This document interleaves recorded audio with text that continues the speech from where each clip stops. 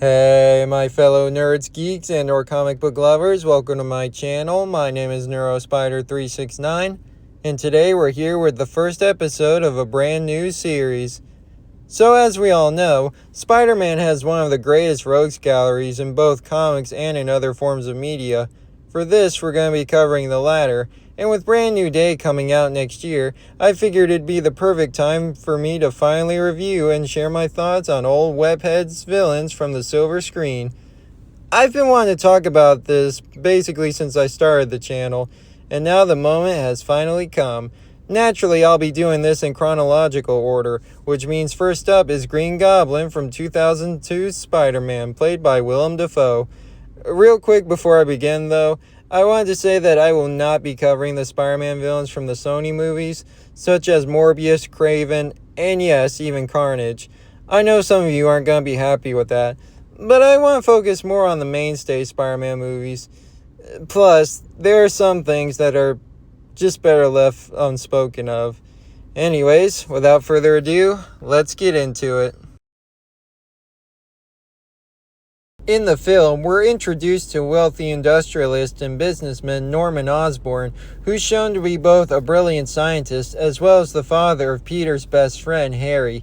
Norman's company, Oscorp, is developing a super soldier program, not to be confused with the one given to Captain America, for the U.S. military, but upon discovering that the side effects can cause mental instability and erratic behavior towards the subjects, Osborn is put on a deadline to stabilize the project before the funding gets pulled for it. The desperate CEO then decides to test the serum on himself, because that always ends well in comics, and becomes completely psychotic as a result. Naturally, to make things worse, Quest Aerospace ended up taking control of Oscorp and asked Norman to step down from his position as CEO.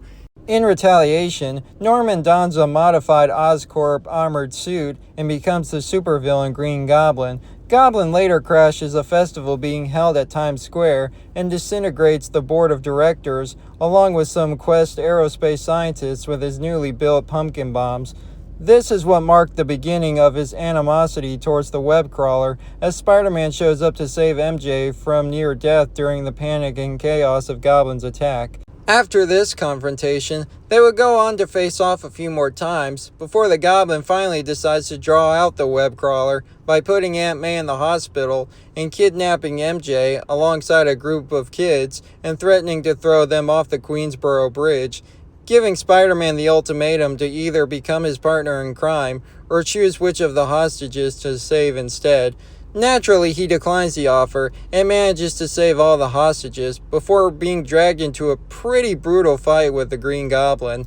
Upon his final defeat, Norman pleads for mercy towards Peter and claims that the Goblin was responsible for everything that occurred. But this was all just meant as a distraction, as he attempted to kill Spider-Man with his glider remotely, which luckily Spidey was able to dodge due to his spider senses. Unlucky for Norman, however, as he was basically Uno reversed with his own attack and died from being impaled by his own glider. With his last breath, Norman begs for Peter to keep his supervillain identity a secret from Harry. And that was the end of the Green Goblin. Well, that is until he got pulled from the timeline in No Way Home. I won't be going into that, however, because I want to just focus on what happens in these movies. And this goes for all the other ones I cover in this series also. So anyways, what are my thoughts on Green Goblin from 2002's Spider-Man? Well, for starters, I'd have to say this version of Norman is pretty accurate to the original source material from the comics.